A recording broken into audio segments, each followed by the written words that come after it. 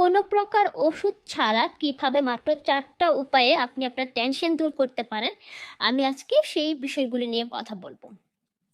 প্রথম যেটা সেটা হচ্ছে ফিজিক্যাল এক্সারসাইজ। আপনি প্রতিদিন হাঁটাহাঁটি করতে পারেন।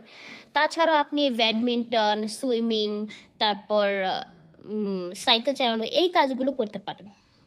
২ নাম্বার যেটা সেটা হচ্ছে মানসিক ব্যায়াম। এটার জন্য আপনি ইউটিউব থেকে ইয়োগা কিভাবে করতে হয় ওইটা দেখে নিতে পারেন। তাছাড়া ব্রিথিং এক্সারসাইজ করতে পারেন, যেটা নিয়ে আমি আমার গত ভিডিওতে বলেছি। আপনারা যারা জানেন না তারা দেখে নিতে পারেন কিভাবে ব্রিথিং এক্সারসাইজ করতে হয়।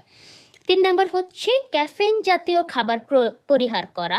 যেমন চা, কফি, বিভিন্ন ধরনের এনার্জি ড্রিংকস এগুলোতে ক্যাফেইন আছে, এগুলো যতটা পারেন কম খাবেন।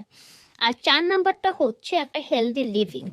আপনি ঠিক সময়ে ঘুমাতে যাবেন, ঠিক সময়ে ঘুম থেকে উঠবেন। আপনি যদি ধূমপান করেন সেটা পরিহার করতে হবে।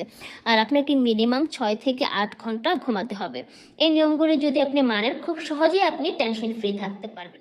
ডেইলি হেলথ টিপসের জন্য লাইক করুন, ফলো করুন এবং শেয়ার করুন।